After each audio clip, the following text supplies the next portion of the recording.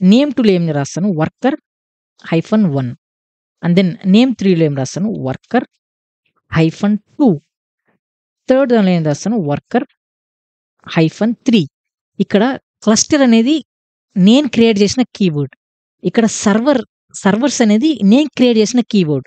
Hyphen name 1 hyphen name 2 hyphen name 3 hyphen name 4 అనేవి నా key నేను ఓన్ క్రియేట్ చేసిన కీస్.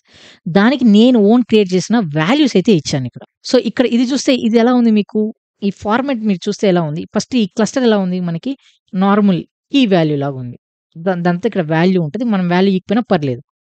ఇక్కడ ఈ మొత్తం సర్వర్‌ని చూస్తే మీకెలా కనిపిస్తుంది? ఇది నా లిస్ట్ ఫార్మాట్ లాగా కనిపిస్తుంది. ఒక కీ అండ్ కీ లోపల ఉన్న వాల్యూస్. చూడండి ఇక్కడ కూడా నేను నా ఫార్మాట్‌ని మిస్ అవ్వడం లేదు. ఓకేనా? రైట్. ఇప్పుడు ఈ సర్వర్ 1లో నాకు 2 ఇంటర్‌ఫేసెస్ అయితే ఉన్నాయి కదా! నెట్వర్క్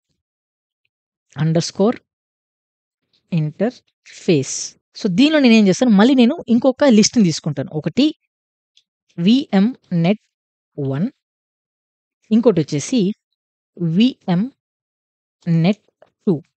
సో, ఇలానే నేను నా ఓన్ కీస్‌ని నా ఓన్ ఫార్మాట్‌గా నేనైతే రాయగలుగుతాను. ఈ యామిల్ అంతా ఇది కూడా కరెక్ట్ సింటాక్సే. ఓకేనా? సో, నాకేం తప్పేం రాదు.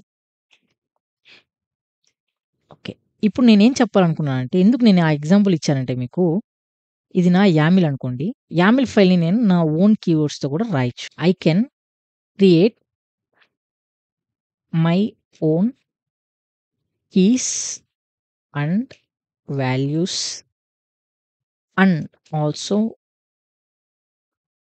ఇండెంటేషన్.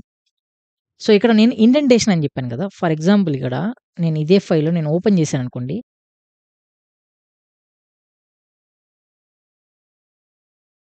So, right. సో, ఇక్కడ ఎగ్జాంపుల్ ఉంది కదా! మనం ఇండెంటేషన్ గురించి మాట్లాడుకున్నాం. సో, ఇండెంటేషన్‌లో ఇక్కడ చూస్తే మీరు సర్వర్ లోపల చూస్తే మనం ఒక లిస్ట్‌ని క్రియేట్ చేసాం కదా! ఇక్కడ లిస్ట్ వచ్చేసి కంట్రోలర్ అని ఇచ్చాం. ఇక్కడ సెకండ్ లిస్ట్‌లో నేమ్ వచ్చేసి వర్కర్ అని ఇచ్చాను. ఇప్పుడు ఇక్కడ చూస్తే ఇది ఎక్కడి నుంచి స్టార్ట్ అవుతుంది? నాకు 2 స్పేసెస్ సర్వర్ తర్వాత 2 స్పేసెస్ నుంచి స్టార్ట్ అవుతుంది. ఒక్కసారి మీరు 2 స్పేసెస్ యూజ్ చేస్తే మీ యామిల్ ఫైల్‌లో మొత్తం మీరు 2 స్పేసెస్‌ని యూజ్ చేయాలి.